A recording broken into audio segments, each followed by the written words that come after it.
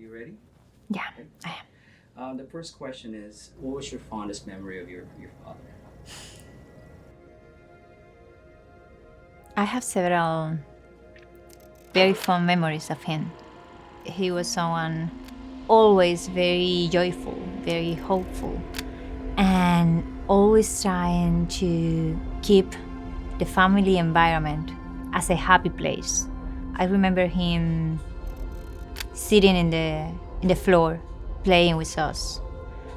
I remember him trying to educate us in a fun way. He was always very concerned for having family and friends in the house. Very concerned for our family to have lives as normal as possible. Everybody needs to know about the crimes of the Cuban regime because a big part of these 10 years have been fighting against the lies, the propaganda, the hate propagated by the Cuban regime.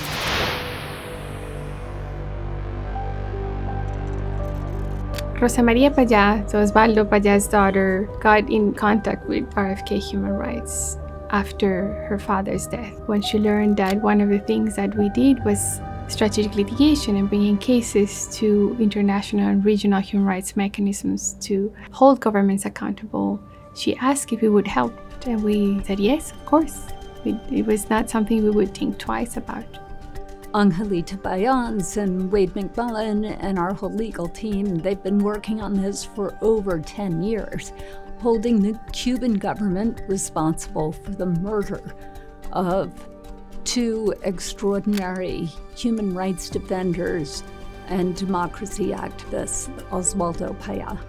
And he and his protege were killed in an auto accident, but it was caused by the Cuban government. It was a homicide.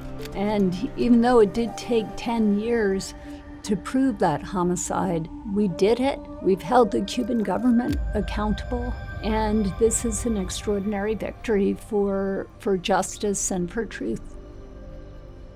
We finally have a victory, which is not the final victory, because the final victory would be justice, and that will only come in a free and democratic Cuba. But this verdict that holds the Cuban regime responsible for the murder of my father and Harold definitely bring us as a family, but also us as a Cuban people, closer to justice. So this decision by the Inter-American Commission on Human Rights in regard to the case of Oswaldo Payá and Harold Cepero is very important on different fronts. On one hand, the decision helps connect the specific facts of the case with the broader context of repression and human rights violations in Cuba that existed at the time of the events, but that persists today. There's another very important point of the decision, and it's, of course, the recognition by an independent, international human rights intergovernmental body that the state of Cuba is directly responsible for the deaths of these two pro-democracy leaders. Now this verdict is a very powerful weapon in the hands of the international community.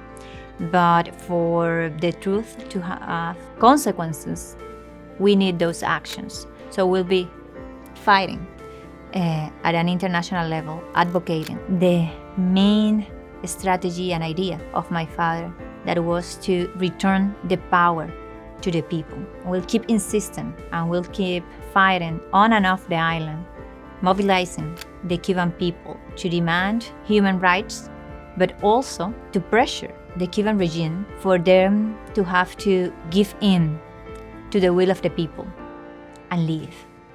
This is a message to the government of Cuba. It's a message to authoritarian regimes across our world. You will be held accountable. And that Martin Luther King was right, that the arc of history is long, but it bends towards justice.